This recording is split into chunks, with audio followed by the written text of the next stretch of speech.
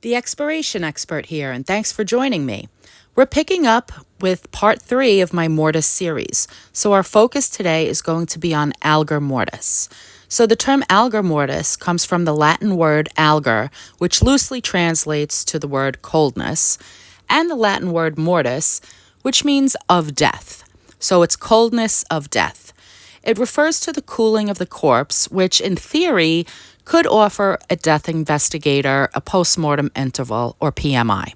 However, the drop in body temperature generally has to be noted within 24 hours of the demise, which is not useful if a decedent is discovered after a full day. By this time, the body will have completely cooled and the temperature taking would be totally useless.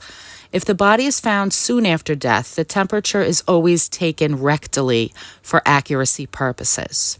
As I stated a few moments ago, Algor Mortis is useful in theory, but not so much in practice because there are just so many factors that affect the cooling process. Body size and composition drastically affect the cooling process because larger bodies, like those of muscular athletes and bodies of those with more subcutaneous fat, tend to cool more slowly. Subcutaneous fat is the fat that lies just under the skin. It's the fat that's like pinchable, just right below the surface, like a love handle or what people call arm chub. It's not like visceral fat that is deep within the abdominal cavity. So obese individuals with lots of subcutaneous fat will cool more slowly. Ambient temperature is also a major factor that affects cooling. A larger temperature difference between the body and the environment leads to faster cooling. So if someone dies in 102-degree weather in Arizona, that person will cool more quickly there than if that same individual dies in, let's say, 65-degree weather in New York City in the fall. Additionally, clothing and coverings insulate the body, and that slows down heat loss. Lots of times, homicide victims are wrapped in tarps or carpets or blankets and, any other very insulating materials, and these also retain heat.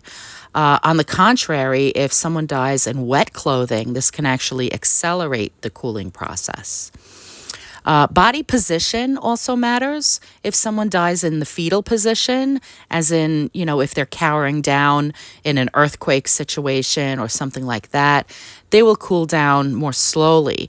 Whereas if someone dies with all of their limbs spread out, heat loss will happen a lot faster. Another thing that affects the cooling is the temperature at death. So if someone passes away while suffering from a 104-degree fever, that body will take longer to cool than if the person dies when their temperature was a normal 98.6 degrees Fahrenheit. So that's Algor Mortis in a nutshell. I hope you join me next time when we will cover the final part of the Mortis series, Rigor Mortis. Thanks so much for joining me and take care.